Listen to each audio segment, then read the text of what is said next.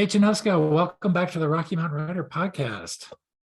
Great to be here, Mark. Thanks for having me. Always good to see you, at least via Zoom. Like, likewise. And this year, I do believe I'll be at the conference, so I get to see you in person, which I'm very excited about. The conference and seeing you. Yeah, you'll be there as a Writer of the Year finalist. So congratulations to you as well. You'll be speaking at a panel, doing a few other things at the conference. Yep. Looking forward to that very much. And that's why we're here today. We want to preview the conference. You are the co-chair along with Connie Connolly, which is her first time through. And unfortunately, she was under the weather tonight for this preview, but we send our best to her. And thank you to both you and Connie for all your work that you've poured into this. And yet again, looking at the conference, for those of us who know a little bit about it, we can already start to see this thing continues to evolve and change. Oh, it does for sure. This is my third year doing it. The first 2 years with Mira Landry, who was such a great teacher. I'm glad she was there the first 2 years. This year, I'm a little bit more in the role of the teacher, and Connie is coming on board and learning all the fun things. It really is a labor of love, though. The really big difference this year in terms of the shaping of the conference is that it's our anniversary. It's the 40th anniversary of RMFW, so that's been driving this from the beginning. And I think it's really driving some excitement this year. I think that we have some RMFW members who haven't been for a while who want to come celebrate with us. I also think we're getting a little bit more reach. So the buzz is increasing in a really great way. That's great. How did the fact that it's the 40th year, I mean, the board and ZJ and everybody's been making a big push around this, and it's been absolutely fantastic to read the articles that have been coming forward about the history. And just I so appreciate the fact that the organization is making an effort to mark this. It could have just brushed it aside or put up a logo or something, but they're really trying to capture some history. But I'm wondering, how did that shape your thinking about organizing the conference? Well, I definitely can't take credit for all that wonderful content you're talking about. Yeah, and enjoying it too. That's Susie Brooks and Pam Nowak. Such hard work there. It's really rewarding to see. But from that, we decided our theme very early on that we were going to make it our Ruby anniversary, as the 40th is. And in this way, it could be an event, an in-person event, to highlight the whole year of content that the anniversary committee is doing. All of that content will at that point be in a nice book that's available for purchase at very good prices, of course. We will actually be honoring founders at the event, whether in person or via video messaging, one way or the other. But we thought it'd be a really great way to cap off this whole year of festivities with something physical and in person. And what better way to celebrate? This is kind of the milestone event of our year. Although we have quite a few great programs, this is when we come together at conference. So it's a big group that can give our founders a round of applause. That's great. Really good. Excellent. Well, there are also some new features that I'm spotting just in the initial thing, particularly the way the Thursday intensives are set up. But what are some of the big changes in your mind? One of the biggest changes this year, I think, it's perhaps not very romantic. I'm a writer. I should be able to spin it as more romantic, but it's software. And we're using new software this year for the schedule. It's an amazing leap forward for us. This software is allowing you to not only visually see in a more friendly way, a real clickable way, the entire schedule, but you can also put it on your phone. You can create a custom schedule.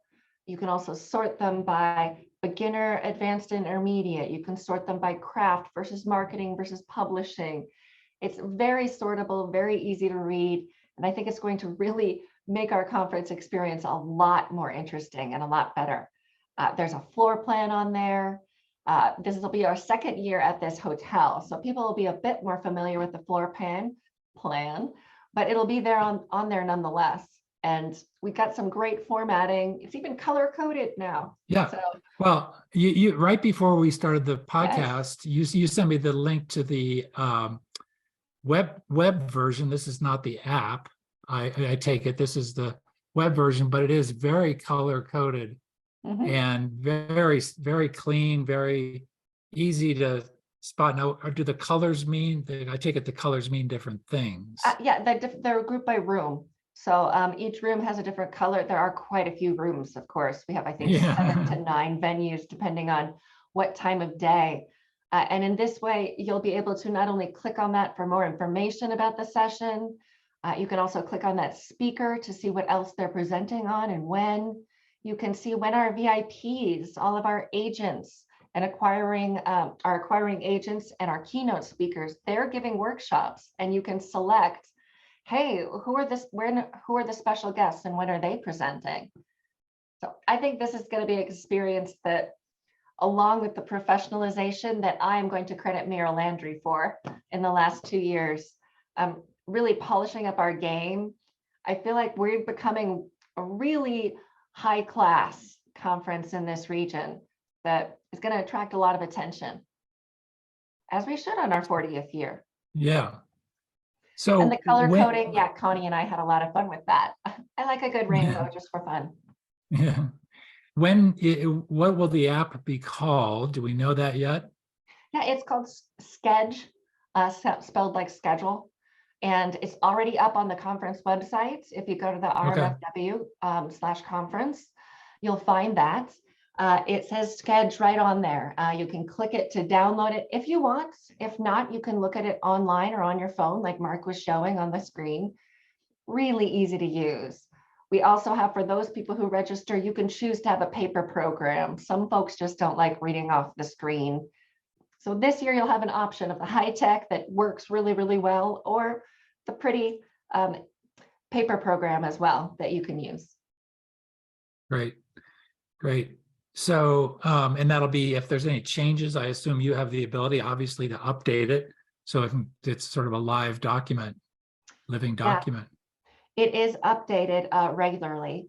Yeah. It will have an update here on June 1st, will be the first draft of it, subject to change. And then hopefully by August 1st, it'll be pretty set in stone that by then people will be able to use the app if they want to create which classes they want to go visit. The only caveat to that is our add-on programming, the Thursday intensives that you were talking about, and master classes. You have to choose pretty soon here. Those fill up pretty quick, as do our critique roundtables. As we're talking here, it's May 30th. And our critique roundtables, we have 4 of them. All 4 are still open, but it's getting close. So Wow. if you want to get into some of those add-on programming, get in now. But the rest of the schedule, you can take a look at from now until the conference. Yeah, I'm just going to put in a plug for those critique groups, critique circles. If you are on the bubble about deciding whether to do that or not, do it. It's one of the best experiences I think you'll have as a writer. It is a really great way to engage with the conference. It's a great way to network too, because you're going to really get to know some writers up close and personal, and you'll get to know the person who's leading the table as well. I really think it's a super valuable experience. And when are those being held? Are those at one time, or those Friday, the first day of the conference, because the general program doesn't begin until 1. RMFW favorite Angie Hodap will be there to welcome everybody at 1 o'clock. She's also teaching a master class that morning. So yeah, that one is selling out pretty well. Still plenty of seats, but you'll want to get a slot in that one if you're interested. She is a favorite. Yeah. I think you're right. She is the favorite. I believe that there's been an informal vote has been taken, and she is the favorite. I'm just kidding. No, she's a great educator. Yeah. She has a couple of books about craft and about marketing, about how to get a literary agent. So she's really a great person to have as our welcome speaker. Yep. Let's talk about the Thursday intensives really quick. Just it's interesting how you have them in blocks, and then you have traditionally pub side and an independently published side, it looked like to me. Well, we decided this year based on feedback from the survey of like what subjects people were interested in. One is an indie publishing boot camp. So whether you're on the bubble, like ready to publish this moment, or you're still thinking about it, this is learning from RMFWs who know their business. In fact, they're all former writers of the year. So all 4 of those blocks will be about the current state of indie publishing, learning from those 4 experts. The other one, the other track is novel writing for intermediates, is how we're thinking of it. Last year, we did novel writing 101. This year, we're calling this From Finished to Fabulous, because we all know you finish it. It's like, okay, I did the thing, but now I really want to refine my craft so I can do the thing better. And this track is for those folks. So that's 4 blocks about refining your craft in a way that will make you more publishable than you perhaps have been in the past. And are these half days or full days? So they are full days of programming, Yeah. and they include some bonuses too. You get a coffee break. There is happy hour. It includes a buffet lunch. And last year, the cohorts really got together.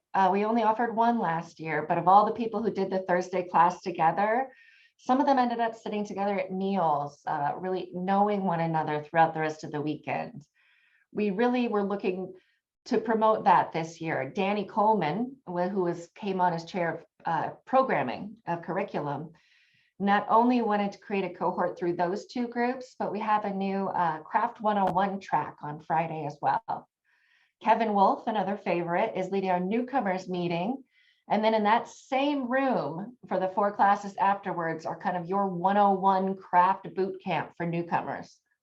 And perhaps that way also, if you're interested in participating in that, we can create a, excuse me, a group of newcomers who no longer are newcomers. They know other people at conference and they know the ground beneath them.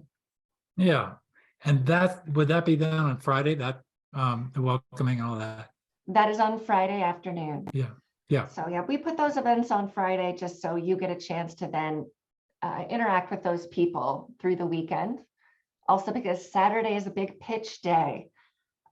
For those listeners or watchers who don't know, when you sign up for the conference, you get a chance to pitch an acquiring agent. You can look at their bios, see what genres they represent. And for no extra fee, this is not an add-on. If you want to, we will get you a pitch slot with those agents. So that happens all day Saturday. So that is a big deal, especially for those who are pitching. We have a pre-pitch lounge where you can, relax first and calm your nerves, but it's a very friendly audience. And in fact, quite a few RMFW members have met their agents through conference. Yep, you bet. I interviewed a couple of founders for the programming that they're putting out about the anniversary, and 2 of them found agents at conference. Yep. So who knows what'll happen this year. Yep. And if you don't meet the agent in the pitch session, you still can network and hobnob with agents and editors just in the general flow of the conference and the weekend and at the bar, of course. Very true. And you can focus the schedule, find what else they're teaching. Even if you don't get to pitch to an agent, maybe you can take their workshop and learn from them that way. Right. How long are the pitch sessions? Did you do anything to change those? Oh no, they're the same. Just the 10 minutes. So. Yep. Very good. Let's see what else. I mean, the general flow of the weekend in terms of keynote speakers, anything you want to highlight there? Oh, well, I already mentioned the founders panel, which is going to be great. We'll also have something to honor the founders during one of the banquets. But otherwise, if you came last year and you got to know this new hotel, it's really great for these kind of events. So we're going with the flow. We're still having our author signing night and open mic on the first night of conference on Friday. On Saturday, we're keeping a little bit more casual, more of a BarCon atmosphere. And then the brunch, which has been very popular the last 2 years, is staying. So the conference will end on the Sunday brunch that starts at 11. Gotcha. Very good. And I wasn't there last year. What was the feedback about the facility and what did you think of it? I enjoyed it a lot. The staff was super friendly. There are, of course, a couple of bumps that we could smooth out in the future, but the hub of activity around the conference rooms that are all in order. There's some nice seating in that area. One of those rooms will be an open writing room all day this time. So it created a really nice social atmosphere in that atrium.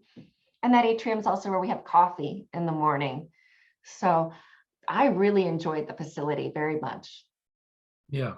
Somebody told me, which I was very pleased to hear about, that again, I wasn't there last year, so I didn't know this basic information, but there's a Starbucks right there. There is. There's a nice restaurant on site, several within walking distance, but it's a great facility. The Yeah. bookstore, believe it or not, the room we use for the bookstore, they call it the cafe lounge at the hotel, but it has books on the wall, like it's as wallpaper. It's like they made this conference center for us to make into a bookstore. That's great. Well, one thing about the old hotel, not that we don't want to disparage the Oh, no. former site, but it was split up. You had, things up on the third level. The bar was in the middle level. You have to go down to the bottom level, and it was sort of spread out there. But just having to make that trek, and of course there were workshops up on the third level, but there was some clear in the back, which it was sometimes hard to find. So this sounds like it's all sort of well organized. It is. There's Yeah. a few rooms that, if once you know the numbering, they make perfect sense. But thankfully to that Sketch app, there's the map right there on the main website too. So that pulls up the floor plan. They're all in order. So rather than ski resorts and rivers as they had at the last facility, it's just 1, 2, 3, 4, 5, a little bit more. It sticks in the head a bit easier. Yep. So what are your biggest challenges between now and the conference, Kate? A lot of it is planning. I'm getting excited at this point because the schedule is done. That's always a big juggling act. And everything is on the rails, Mark. It's really exciting. I'm getting to see registration come in. Some people that I'm like, oh, guess who's coming? Look at that. A lot of newbies. I'm feeling really confident this year that it's on good wheels and we're going places. So Yeah. Tell your friends. If there's any year you want to come, we're going to have fun this year, I think. Yeah. And early registration is ending tomorrow, which we probably won't get this podcast up until after early registration is over. But then the next phase of registration through to August 1st? August. Yeah, prices don't go up until August 1st. However, it is still important to act if you want to get those add-on programs like the critique roundtables, or if you want to get a chance to pitch the agent that you're interested in. Those are first come, first served. So there is still some urgency.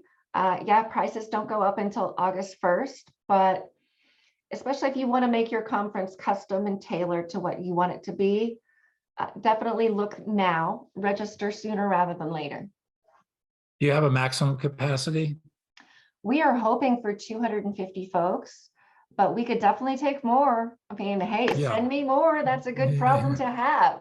So, but we're on track, I think, to meet that right now.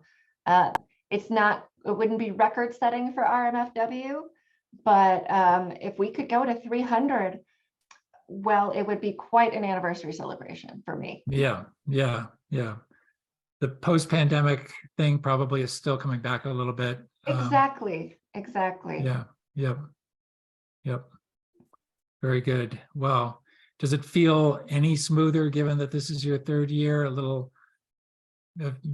better sleep or anything like that? Yes. Honestly, it's as conference chair, it's been a great experience because Miro was there the first 2 years. Connie is there this year. And okay, knock wood. Seriously, everybody sees me knocking wood, but it's going really well. We've streamlined things. This new Sketch app is super helpful, both in the scheduling and how participants are going to interact with it. I think they're going to love it a lot. So I'm excited. I really am. That's great. Excellent. Well, unless you've got anything else, that's the kind of promotional upbeat message we were trying to get out there on the podcast. So we really appreciate that. Yeah. As we wrap up, of course, we always like to give a little promo or plug to a writer or a book, just to feature what it is we're all here for, which is writing and novels and short stories and good stuff like that. So, Oh yeah, fiction writers, it's what we do, right? yeah, that's Well, what we do. I am just about to finish up Again and Again by Juliet Whitman. I'll show you here. Yeah. She's a bolder writer. This is her second novel, and I really enjoyed her first, Stalker's Kitchen. That one was about food and a New York chef. This one is about cancer, which is a darker topic, but she's got a great voice. She happened to be the theater critic for Westward for many, many years. Oh, sure. That's how I know the name. Yeah. Yeah, Juliet Whitman. And her fiction is just delightful. So I can definitely wholeheartedly recommend that one, Again and Again. Excellent. Okay, thank you so much. And look forward to seeing you in September, and good luck between now and then pulling all the final details together. Well, and to you, remember, they're coming out to see you at conference too. So Yeah. you put out the word to the Mark family that you exist. All right, I'll take your word for it, I guess, but I think it's bigger than that. It's about learning and networking. Of course, the whole Yeah, community, the whole community. Yep. All right, Kate, take care. You too.